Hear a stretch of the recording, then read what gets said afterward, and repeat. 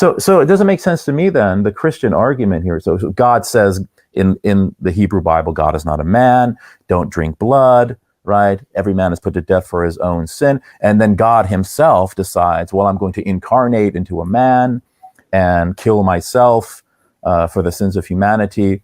And then how is this commemorated? You're going to drink my blood, right? And not in a metaphorical way. The teaching of the Catholic Church and the Orthodox churches is that one is literally ingesting the blood and the flesh body of Christ at the Eucharist.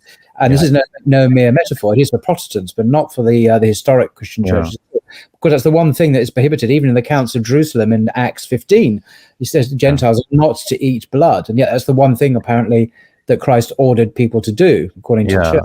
I mean, the whole Last Supper scene is so historically impossible. I mean, you have a Jewish rabbi who's claiming to be the Messiah, and he's passing around wine and saying, "Drink this. This is my blood."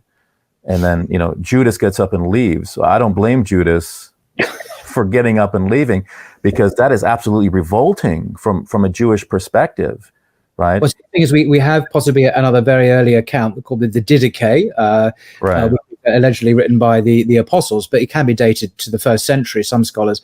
And you have the Eucharist or Eucharistic meal in there, paralleling the Synoptic Gospels, and it doesn't have precisely those offensive elements. It doesn't have it. Yeah, it's just a Thanksgiving meal.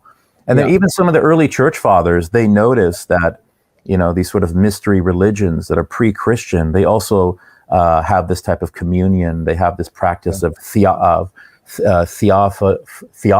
I think it's called, like the eating of a deity. And he said, well, the devil is he put those institutions into those pagan religions to trip up the Christians and things like that. But this is something, again, is completely foreign to Judaism. A lot of these things came into Christianity through Jewish Christians, but they were highly Hellenized.